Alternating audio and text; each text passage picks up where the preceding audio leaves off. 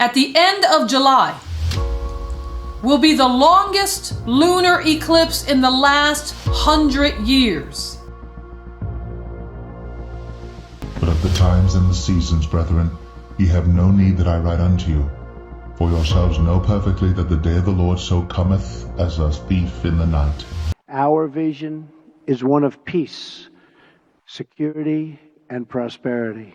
For when they shall say peace and safety, then sudden destruction cometh upon them, as travail upon a woman with child, and they shall not escape. These are the blessings of prosperity and peace. At the end of July will be the longest lunar eclipse in the last 100 years. It says here, the longest lunar eclipse of the 21st century is set to occur on July 27th, 2018. When the moon will be cast within Earth's shadow for 1 hour and 43 minutes. 1 hour and 43 minutes. In addition to being eclipsed, the moon will also turn red. Okay, now you got our attention. What's going on here? So the moon will turn as black as sackcloth, and it will turn the color of blood red. The moon will also turn red as it reflects the sun's rays, creating a truly spectacular sight. The eclipse will be most visible in parts of Africa, the Middle East. Of course, why wouldn't it be? Because it's part of Bible prophecy. India, Australia, and some parts of Europe.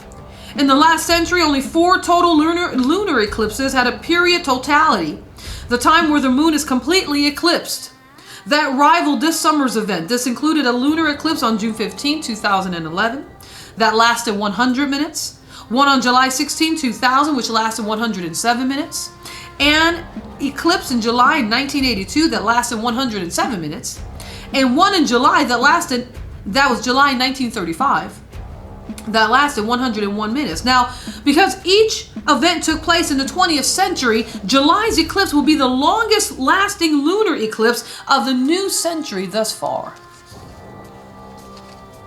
In Revelation chapter 6 verse 12, I looked when he opened the 6th seal, and behold, there was a great earthquake, and the sun became black as sackcloth of hair, and the moon became like blood. All of these events happening simultaneously. All of these events happening now because we are living in the last days.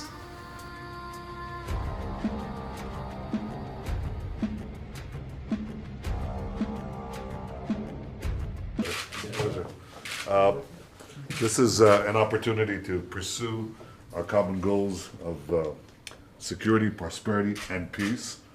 And Jared, I welcome you here in that spirit. I know of your efforts, the President's efforts, and I look forward to working with you to achieve these common goals.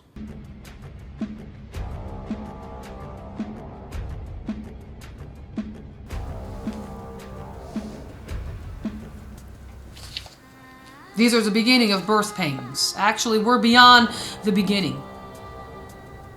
The beginning started in the book of Acts. The beginning started after Jesus ascended to the right hand of the Father. The 2 angels appeared to the disciples and said, "What are you looking at? The same Jesus that ascended is the same Jesus that will descend in the time.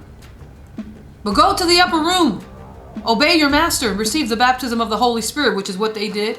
A few days later, we all know what happened. Acts chapter 2, the outpouring, the baptism of the Holy Spirit, tongues of fire came upon each and every one of the disciples. And they were able to speak with tongues of fire, and not just speak with tongues of fire, but to go now into all the world and preach the everlasting gospel to the creatures who live on this earth. We are still ordained with this commission because it's part of the last days commission. And all the world will receive the gospel of the kingdom of Jesus Christ. The kingdom of this gospel will be preached into all the world, and then the end will come.